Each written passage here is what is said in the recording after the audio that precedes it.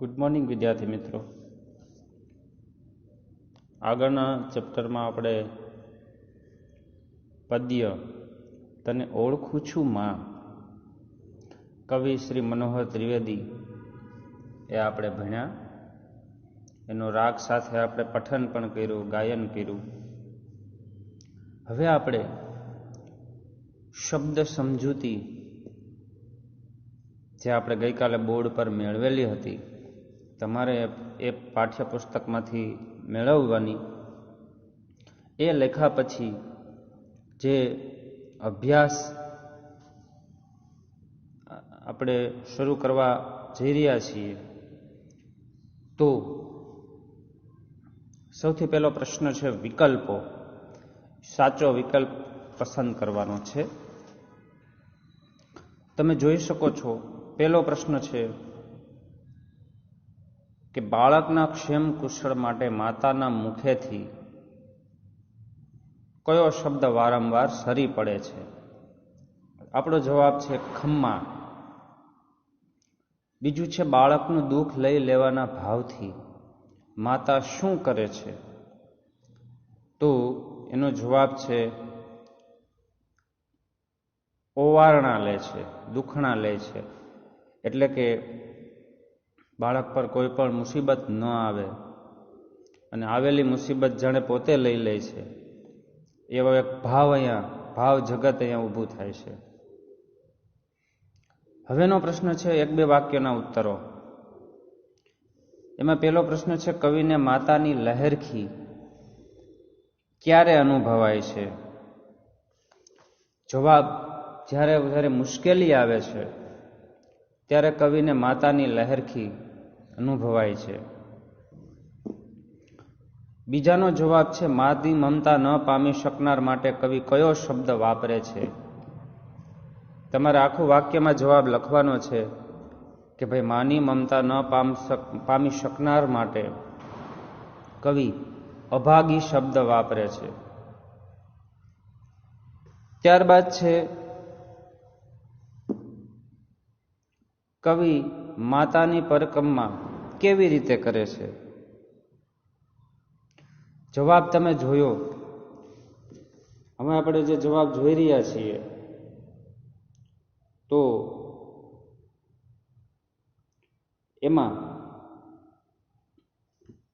મનોમન જાણે માતા છે કોઈ તીર્થ સ્થાન હોય અને બાળક અભ્યાસ માટે દૂર છે, છતાં પણ એ મનોમન જ્યાં છે ત્યાંથી જ માતાની પરિક્રમા કરે છે. અહીંયા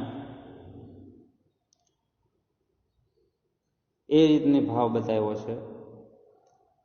એકલ વાયુ વરસે છે ચોમાસું, એવું કવિ કયા સંદર્ભે કહે છે? તો એનો જવાબ છે જ્યારે બાળક મુસીબતમાં હોય, માતા એના માટે જે કાંઈ અનુકૂળતાઓ કરી આપે છે,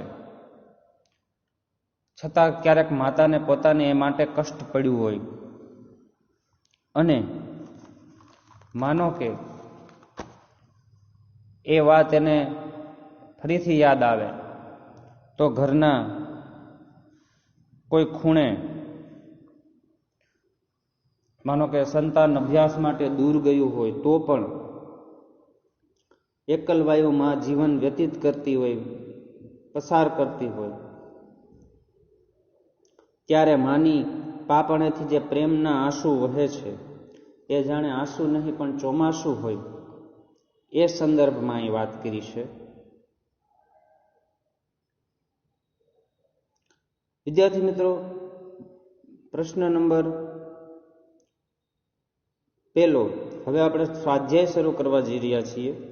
એમાં પ્રશ્ન નંબર પહેલો જે છે, તો એની અંદર કવિ માતાની મમતા કયા કયા પ્રસંગે અનુભવે છે? એ આપણે અગાઉ પણ હમણાં જોયું કે ભાઈ કવિ ઉપર જ્યારે કોઈ મુસીબત આવે ત્યારે કવિ માતાની મમતાનો અનુભવ કરે છે.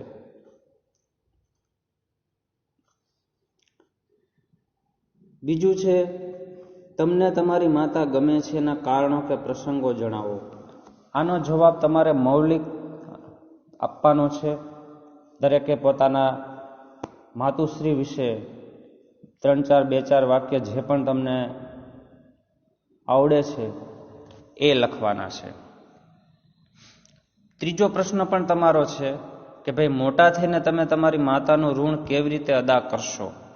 હું તમને એની સહેજ હિન્ટ આપી દઉં કે મોટા થઈને માતાના જે પ્રથમ તો પહેલા જે આદર્શો છે એના પર ચાલવાનો પ્રયત્ન કરશો. એમણે જે સ્વપ્ન જોયા છે એ પૂરા કરવા માટે તમે મહેનત કરશો. માતા કોઈ મુશ્કેલીમાં ન આવે એનું ધ્યાન રાખશો. જરૂર પડે સાજા માંદા થયા તો જેમ લાકડીનો ટેકો હોય એમ એને ટેકારૂપ બનશો.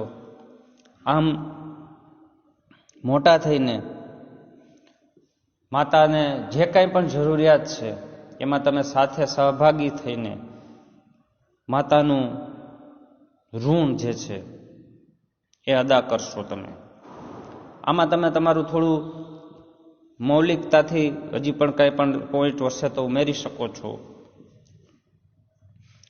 હવે છે પરકમમાં કોની કોની કરવામાં આવે છે. જો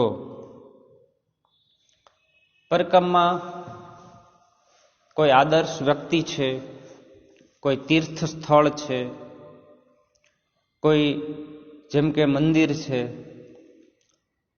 કોઈ એવી યોગ્ય મહાન વ્યક્તિની કોઈ પ્રતિમા છે, તો એ બધાની ગાય છે, આ બધાની પરિક્રમા કરાતી હોય છે.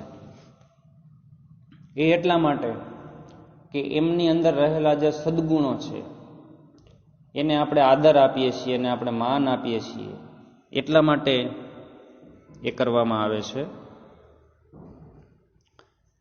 પ્રશ્ન નંબર 2 છે કાવ્ય પંક્તિઓ સમજાવો.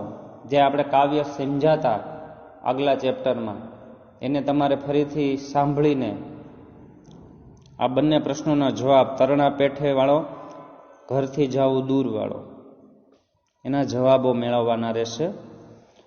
હવે ફરીથી જો વિદ્યાર્થી મિત્રો અહીંયા મા વિશે કોઈ એક કાવ્યની 5 પંક્તિઓ, એટલે કે આ સિવાયના કોઈ પણ તમને કાવ્ય માતા વિશે આવડતું હોય અથવા તમારા વડીલોને ખ્યાલ હોય તો એમને પૂછીને, જેમ કે મીઠા મધુન મીઠા મેહુલા રે લોલ, એથી મીઠી છે મોરી માત રે, જનની જોડ સખી નહીં જડે રે લોલ. કોઈ પણ આવું માતા વિશેનું આદર્શ કોઈ પણ કવિતા હોય તો એ મેળવીને તમારે લખવાની છે. 5 પંક્તિઓ લખવાની છે. હવે છે નીચેના પ્રશ્નોના ઉત્તર છે, એમાં સમાનાર્થી માર્ગ, જેને આપણે રસ્તો કહીએ છીએ, માર્ગ એટલે માર્ગ પણ કહીએ છીએ, પથ પણ કહીએ છીએ. અભાગી કમભાગી અને કમનસીબ એવા શબ્દો પણ થઈ શકે. સદા તો હંમેશા, સર્વદા. સ્મરણ એટલે યાદ, સ્મૃતિ. લહેરખી, લહેર સાથે સાથે તરંગ એવા શબ્દો લઈ શકીએ. હવે કાવ્યમાંથી શોધીને સમાનાર્થી શબ્દ તમારે આમાં મૂકવાના છે. જે તમને હું હોમવર્કમાં એ પણ આપું છું, એ તમારે કાવ્યમાંથી એને અનુરૂપ શબ્દ મેળવવાના છે. હવે છે વિરોધી શબ્દો. અભાગી તો સદભાગી, સ્મરણ, વિસ્મરણ. હવે સરખા પ્રાસવાળા જે શબ્દો છે એ કાવ્યમાંથી શોધીને તમારે મેળવવાના છે.